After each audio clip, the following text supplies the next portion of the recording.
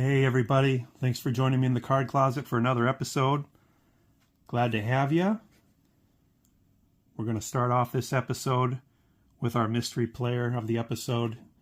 Since it's episode 480, we're going to go with a guy who had 480 career stolen bases. Let's see if you can figure him out. So talking about his cards, his rookie card, he had a couple of them. They were in 1999. Bowman Chrome, and Topps Traded. In 2000 and 2001, he only had minor league cards. And in 2002, primarily minor league cards, but he was in the Topps T206 set. And then in 2003, he was in the main Topps set on a Future Stars card, and he shared that card with Josh Hamilton.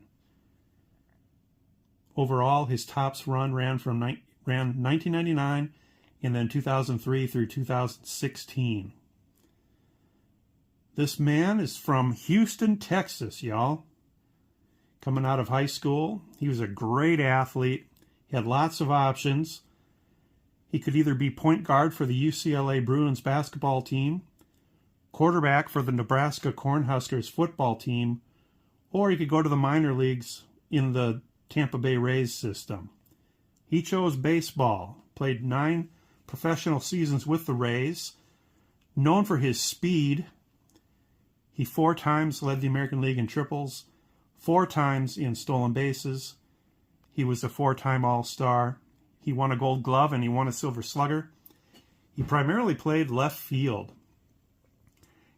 And he was just a constant nemesis, thorn in the side of my Red Sox. And so between the 2010 and 2011 season, the Red Sox signed him as a free agent. And when they got him, I was really hoping that all that speed stuff he could do that he'd done so well with the Rays would carry over, but it did not. Played 2 seasons with the Red Sox is all. He had averaged 12 triples a year with the Rays, but with the Red Sox he only averaged 5. He had averaged 45 stolen bases a season with the Rays, but with the Red Sox he only averaged 12.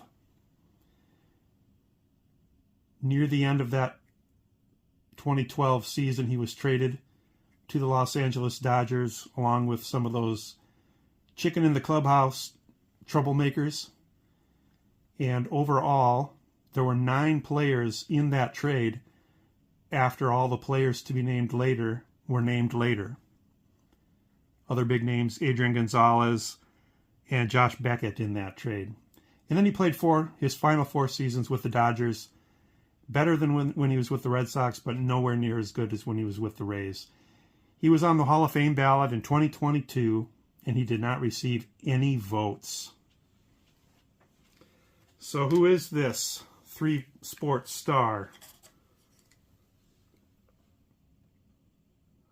The one and only Carl Crawford. I picked his 2005 Topps because I really like that picture. You don't see pictures jumping over the wall that are scaled back that far. Usually, they're really up close pictures. So Carl Crawford is going to sit in today. All right, so today's main purpose, I want to introduce somebody to you that maybe you don't know. In fact, I'm almost 100% sure you've never heard of him. His name is Juju Lewis. And on November 21st, a couple weeks ago, he committed to play for the Colorado Buffaloes football team next year. And once he announced that, and I saw it, he announced it live on ESPN. That's how big a deal he was. I looked him up on eBay, and guess what? He's got high school cards. A number to choose from, in fact, as a high school kid. So I picked up this year's Leaf Metal.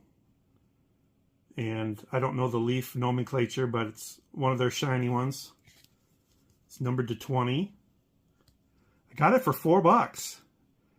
And, just minutes after hearing the announcement, I bought that. I haven't looked since to see if his prices have gone up, but it wouldn't surprise me. But This Juju Lewis guy is quite the guy. Let me tell you a little bit about him. He is out of Georgia. Carrollton High School, Carrollton, Georgia. He is a 5-star recruit.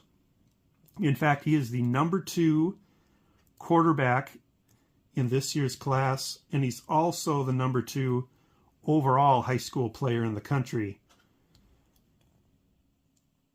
As an 8th grader, he was the National Player of the Year. Before he even took a single snap in high school football, he already had 15 Division I scholarship offers. His freshman year of high school was in 2022. His Carrollton High School team plays in the top Georgia division, which is 7A. And Georgia's football is no joke. That's also where Travis Hunter came out of for the Buffaloes. And he, as a freshman, threw for 4,118 yards and 48 touchdowns. And that's playing in Georgia's highest class. Georgia's got some good football going on there. His team went undefeated and made it to the state championship game. In that game, he threw for 531 yards and 5 touchdowns. And let me repeat, this is the top class of football in Georgia, and he was a freshman. He was named National Freshman of the Year. By the time he finished his freshman year in the spring, he had 35 scholarship offers, the biggies being from Georgia, Ohio State, and USC. And during that summer, before his sophomore season, he committed to the USC Trojans and Lincoln Riley. His sophomore season was last season, 2023. He was on the cover of Sports Illustrated in September. The youngest football player ever to be on the cover of Sports Illustrated. His sophomore season, he threw for 3,094 yards, 48 touchdowns again. He was the Georgia Player of the Year as a sophomore, and he took his team to the 7A quarterfinals, and they won the regional title. This year, 2024, as a junior, he threw for 3,272 yards and 44 touchdowns. This season is still going for him. His team is in the state semifinals, and they play this weekend in the state semifinals. So you'll have to look to see how Carrollton High School does this weekend. He then reclassified because of where he was at with his high school credits and such. He reclassified from the class of 26 to the class of 25, which means this is his last season of high school, his 3rd year. USC had a bad year this year, and Lincoln Riley, there's some rumors going on about him, what should happen to him. Juju got cold feet, as a number of others going to USC have, and he changed his mind and is now committed to Colorado University. Huge signing. Deion pulls off another one a few years ago. You know, he got the number 1 player in the country in Travis Hunter to come play with him at Jackson State at the time. Now he's got the number 2 player in the country coming to be the heir apparent at quarterback to Shedeur Sanders. But because of his classifying to as a senior, he's only 17 years old today. 17 years old. And he's accomplished all that stuff. He's 6'1", 185 pounds. He is not a very mobile quarterback. Looking at his high school stats, he never ran for over 100 yards in a season. But when you're throwing for 4,000, 3,000 yards as a high school player, you probably don't need to. So anyway, put that name in your memory bank, Juju Lewis.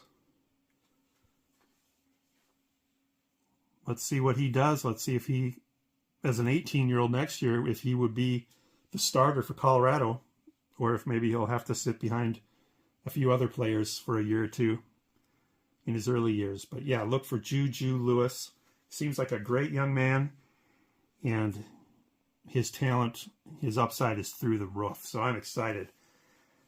Since Deion started going to CU, before last season. I've been following CU a lot closer, following college football a lot closer. Really helps when your team is good. All right, so let's move Juju over. Since we're on the topic of football, I got a few other things to show here. This card here I've showed before. This is a 1997 Topps Finest Silver Refractor of Jerome Bettis. And that's Mike Tomczak, number 18, back there, handing him the ball. There is an embossed version of that Silver Refractor, which I just got last week in the mail. So, refractor, embossed refractor. If you could feel this card, if it wasn't encased, the ridge of the outline of his body has a ridge, a bump, like a puffy card. But plus it's got that mosaic pattern across the whole face of the card, which is just beautiful. And then also on the back, it's got that same refraction action going for it on the back. But try not to get a glare there, but I almost have to show a little glare to show it go across his body there. So beautiful card. Absolutely love that card. With a good player like Bettis, I will keep the refractor as well. So there's Jerome, Juju, and Carl. One more thing to show since we're talking football. I accidentally came across this set. I didn't know it existed. And it is I gotta look at the year here. It's the 1990 Topps Football update set. I didn't even know there was such a thing. And I'm not going to show you the whole set because most of the players are unknown. But I guess for a couple of years, Topps did these update sets like they do with baseball. There's not as much player movement in football as there is in baseball amongst the people you've heard of. But a couple interesting players in here. Raymond Claiborne, I didn't realize he had played into the 90s. And, he started off in the 70s. I've got some of his 70s cards. Let me make sure I'm not missing anybody else interesting here. Lorenzo White out of USC. Probably heard of him. Jeff George, rookie quarterback.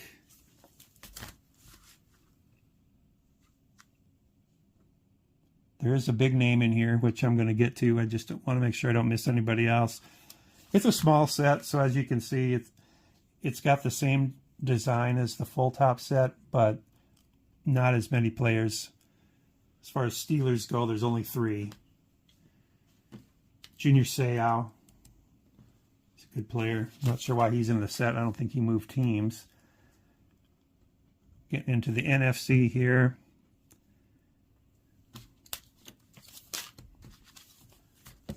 And here's the biggie, right here in the middle. The Emmitt Smith. So I'm not sure, I should have looked, but I'm not sure if you would call this Emmitt Smith's rookie card or not. But it is maybe a pre-rookie. And I don't know if Topps was trying to do like they do now and get people early in these traded sets so they could have first call on calling a player their rookie in their product or not. But yeah, that's about it. I mean, that's the whole set. It only had 132 cards in it. So anyway, hope you enjoyed that. Hope you're having a great week so far. We will talk to you again next time. Bye.